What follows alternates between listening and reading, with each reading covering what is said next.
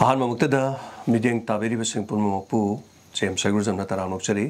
aini ngasi lakcharibasi Tengbangjaragani mafam amadani aduga samje sabamgi Bidyaluxmi handaki national games ta koigi goagi aduda saruk yaruba haiba tare thoi dona pauche da aduga social media da so tei de mayamna so information ya ma phangre numitugi magi sokhiba numit aduda magi bronze phangkiba aduga gold phanggadabadu magi khuda sokpadagi haiba tare aduna hojiksi magi layengba asigidama kimung manunggi sel thongi phibam kara khudong chadabana mayamdagi cover da huyelan pawda mateng dirakpagi mayamna so thudo hendongna tabi khre ubi khre masig matung lebak mayamna mateng khara pangnarakna hojik chawrakpa kharadi mungchida senpham kharadi lere du pasadi yambadi natri adugo layeng chananabagi ticket kakhibna marmor kanda tang kunga mapan si haibadi hayeng haibitare masi chatkadore dugo mangwina na khoinu nazaribasina diamond donors ki makai degi shu isalisi mateng ngamjaba kharadi pangani aduga isalisi adal leiringai matamda aikhoina soidina maki imung manungda selase koina khushi nazaragani adan marak to khoina video semjabai maram si kaino hai kanda hoji hoji si argent oiba magi singma phibam sida diamond donors ki su kogi USA ge team nordisk ki team gi mateng kharaga loina na mai tainok sagi kharaga loina na masi matungda so to kharaga la dum lakpa yari hayeng se pung kya ge flight no sakado si Bidyaluxmi pung ani ge flight hoji si sat pa song ngam dra karam film dale chat pa se nampuda chasu paraga khak di tasile chat pa doctor na khak chat pa ta mona tradi heng phar ta kani habda masana si khogi penkak silat haitare mai haibadi dum khara nungai ta haitare ko masana se adu handa ki se bronze di lore adu isana di goal logani haibagi aspect thajaba lai kibra kamai tauke lai ge isana yam thajana chachagi bane ba adu ada yogati kongdo sokibana adi quarter final match to kana mathang me sana bangam davida yam nuai tana okay mathangi match to khong sopna maram or kan sana bangam kidreba kariguma ngamam targadi adugi phibam duni ko adu oja kana gi makhadano sana birise oja ngangom nawang adugi makhada sana ja okay adu si sanar pudi kyam kuire aina silat onjelak paje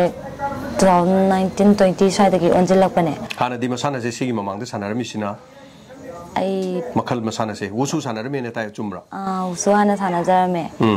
adui matungda taekwondo mu sanarame ba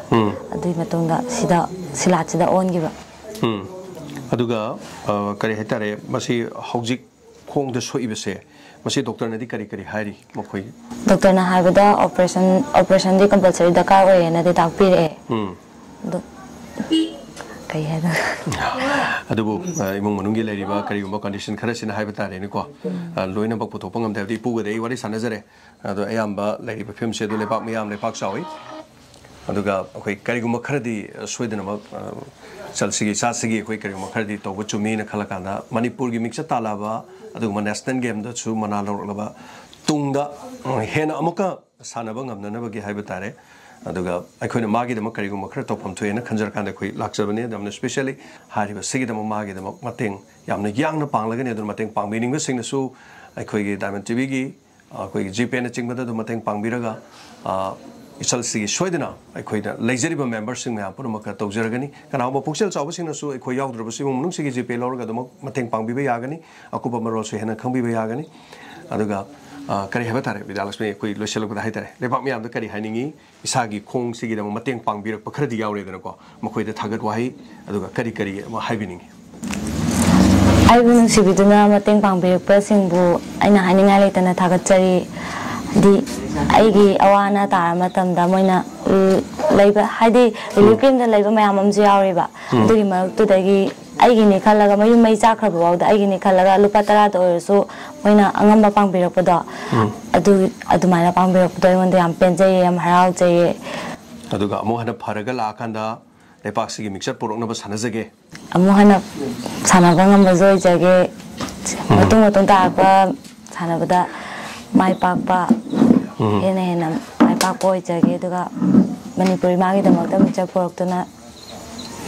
halak pangamba joi jage okay yamna phabo biro aduga masine khoi ge diamond donors ki mai kai de ge aduga diamond tv gi habi tare humanitarian tv channel na mo ina masi wakalon manaba kya galo ina